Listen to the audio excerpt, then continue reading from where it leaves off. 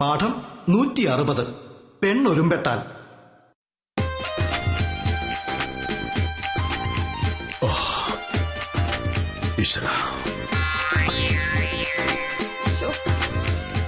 ഈ മഴ ഇങ്ങനെ പെയ്തോണ്ടിരുന്ന എന്താ ചെയ്യാ മോഹനേട്ടാ? ഒരു കാര്യം നടക്കുന്നില്ല. നിന്റെ ഏത് കാര്യമാണ് നടക്കാത്തത്? എന്റെ എല്ലാ കാര്യവും നടക്കുന്നുണ്ടല്ലോ. അത് നടക്കൂലോ. അല്ലെങ്കിൽ തന്നെ മോഹനേട്ടൻ എന്താണ് കാര്യം? രാവിലെ എഴുന്നേക്കണം, മഴയുണ്ടെങ്കിലും ഇല്ലെങ്കിലും പ്രശ്നമില്ല. പത്രം വായിക്കണം, ചായ കുടിക്കണം, കുളിക്കണം, പുതിയ ഉടുപ്പെടുത്തിടണം. മഴയുണ്ടെങ്കിലും ഇല്ലെങ്കിലും പ്രശ്നമില്ല. പിന്നെ കാപ്പി കുടിക്കണം, കാലം കൂടെ എടുക്കണം, ബാഗ് എടുക്കണം, ആഫീസിൽ പോവാൻ നേരം എന്റെ തന്തയ്ക്ക് വിളിക്കണം. മഴയുണ്ടെങ്കിൽ എന്ത്, ഇല്ലെങ്കിൽ എന്ത്. പക്ഷെ എന്റെ കാര്യം അങ്ങനെയല്ല. എനിക്ക് മുറ്റം തൂക്കണം, മഴയുണ്ടെങ്കിൽ പ്രശ്നമാണ്. തുണി അലക്കി ഉണങ്ങണം, മഴയുണ്ടെങ്കിൽ പ്രശ്നമാണ്. ഇതൊക്കെയാണോ വലിയ പ്രശ്നങ്ങൾ? പിന്നെ ഓഫീസിൽ പോകുന്ന കാര്യം, കാലം കുടയും ചൂടി വില്ലേജ് ഓഫീസർക്ക് നടന്നങ്ങ് പോവാം. എനിക്ക് സ്കൂട്ടറിൽ പോകുമ്പോ കുട ഇടാൻ പറ്റുമോ? ഭമേ, നീ ഈ സ്കൂട്ടർ വാങ്ങുന്നതിന് മുമ്പ്, എന്തിന് ഈ സ്കൂട്ടർ എന്ന സാധനം കണ്ടുപിടിക്കുന്നതിന് മുമ്പും ജൂണിലും ജൂലൈയിലും കേരളത്തിൽ മഴ പെയ്യുമായിരുന്നു. മഴക്കാലം വരുമ്പോൾ മഴക്കാലത്തിന്റേതായ രീതിയിൽ നമ്മൾ പെരുമാറണം. നിനക്ക് ആഫീസിൽ നനയാതെ പോകണമെന്ന പേരിൽ മഴയെ പെയ്യണ്ടെന്ന് പറഞ്ഞാൽ കുളിക്കാനും കുടിക്കാനുള്ള വെള്ളം നിന്റെ അച്ഛൻ കൊണ്ടുവരുമോ? അഹങ്കാരി. രാവിലെ തന്നെ എന്റെ അച്ഛനെ വിളിച്ചു. മോനോട്ടോ, മോനോട്ടാ, ഭാര്യ രാവിലെ ഒരു കഷ്ടപ്പാടിനെ പറ്റി പറയുമ്പോ അവളുടെ തന്തയ്ക്ക് വിളിക്കുന്നത് ഏത് വില്ലേജ് ഓഫീസർക്കായാലും നല്ലതിനല്ല. എന്ത് കഷ്ടപ്പാടിനെ പറ്റി നീ പറയുന്നത്? എടി, നമ്മുടെ നാടിന്റെ ഏറ്റവും വലിയ ഭാഗ്യമാണ് മഴ. വർഷത്തിൽ ഇത്രയും മഴ പെയ്യുന്ന വേറൊരു നാടില്ല ഈ ലോകത്ത്. അങ്ങനെ ധാരാളം മഴ പെയ്യുന്നത് കൊണ്ടും വെള്ളം ഉണ്ടാകുന്നത് കൊണ്ടുമാണ് നമ്മൾ സുഖമായിട്ട് ഇങ്ങനെ കഴിഞ്ഞു പോകുന്നത്. അല്ല, മോഹനേട്ടൻ പറയുന്നത് കേട്ടാൽ ഞാൻ മഴ നിർത്തണമെന്ന് പറഞ്ഞ് ഹൈക്കോടതി കേസ് കൊടുത്തെന്ന് തോന്നൂലോ. ഞാൻ എന്റെ ഒരു ബുദ്ധിമുട്ട് പറഞ്ഞു, അത്രയേ ഉള്ളൂ. പക്ഷേ ഈ മഴ കൊണ്ടുള്ള ഗുണങ്ങൾ നീ മറന്നുപോയി. കഴിഞ്ഞ വർഷം മഴ കുറവായതുകൊണ്ട് ഡാമുകളിൽ വെള്ളമില്ലാത്തത് കൊണ്ടാണ് ഇക്കൊല്ലം നമ്മുടെ നാട്ടിൽ കറണ്ട് കട്ട് വന്നത്. ഒടുവിൽ നല്ല മഴ പെയ്തത് കൊണ്ട് ഇന്നലെയാണ് കറണ്ട് കട്ട് മാറ്റിയത്. അങ്ങനെ കറണ്ട് കട്ട് മാറ്റിയത് കൊണ്ട് നിനക്ക് ഒരുപാട് ഗുണങ്ങളുണ്ടായില്ലേ? മഴ കൊണ്ടുണ്ടായ ഗുണം ഓർക്കാതെ മഴയെ വെറുതെ ഇങ്ങനെ കുറ്റം പറയരുത് ഭമേ. കറണ്ട് കട്ട് മാറ്റിയതിനെ കുറിച്ചൊന്നും മോഹനേട്ടൻ പറയണ്ട. കട്ടുണ്ടായിരുന്നപ്പോൾ അരമണിക്കൂർ മാത്രം നമ്മൾ പേടിച്ചാൽ മതിയായിരുന്നു. ഇപ്പൊ പിന്നെ കറണ്ടേ ഇല്ലല്ലോ, പിന്നെന്ത് കറണ്ട് കട്ട്. ഇനിയുള്ള കാലം വൈദ്യുതി ബോർഡിനെയൊന്നും പ്രതീക്ഷിച്ചിട്ട് കാര്യമില്ല മോഹനേട്ടാ. നമുക്ക് നമ്മുടെ വഴി നോക്കേണ്ടി വരും കറണ്ടിന്. അതേത് വഴി? നമുക്ക് കറണ്ട് ഉണ്ടാക്കാൻ പറ്റണം. നിനക്ക് കറണ്ട് ഉണ്ടാക്കാനൊക്കെ അറിയാമോ? അതാണോ നീ ലോ കോളേജിൽ പോയി പഠിച്ചത്? മോഹനേട്ടാ, നാട് മുഴുവൻ സോളാർ പാനലുകൾ ഉപയോഗിച്ച് കറണ്ട് ഉണ്ടാക്കുകയാ. അങ്ങനെയൊന്ന് ഇവിടെ ഉണ്ടാക്കി വെച്ചാൽ കറണ്ട് ഉണ്ടാകും, കാശ് കൊടുക്കണ്ട.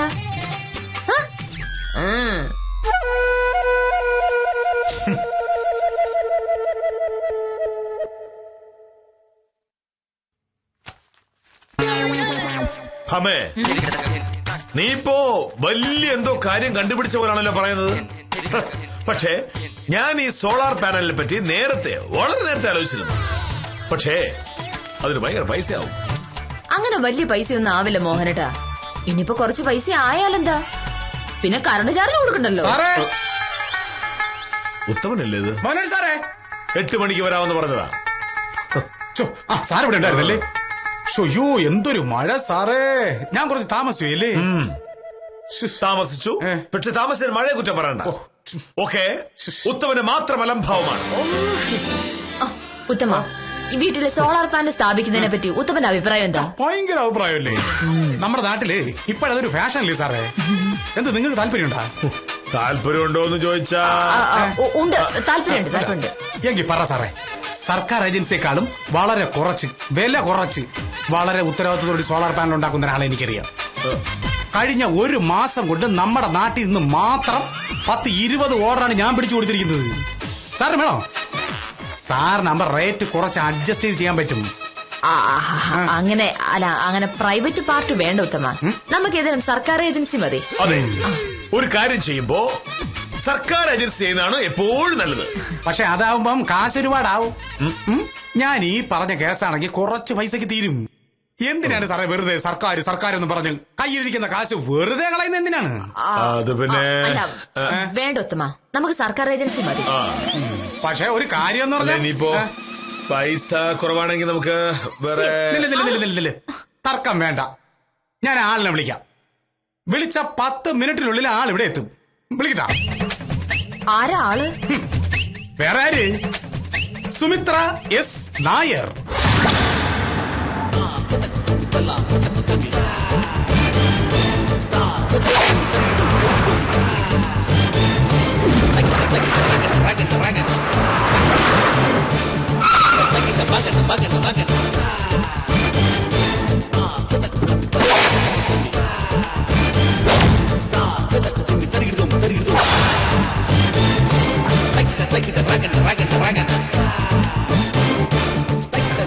എന്റെ നടുതല ഭഗവതി, ഇതാര് വരുന്നെന്ന് നോക്ക്.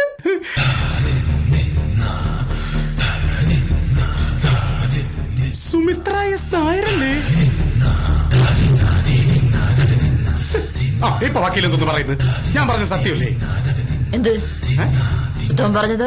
കറണ്ട് ഉണ്ടാക്കുന്ന സോളാർ പാനലിനെ കുറിച്ചല്ലേ?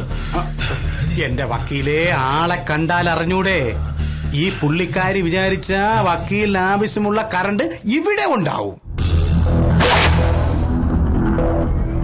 കറണ്ട് അടിക്കാതിരുന്നാ മതി.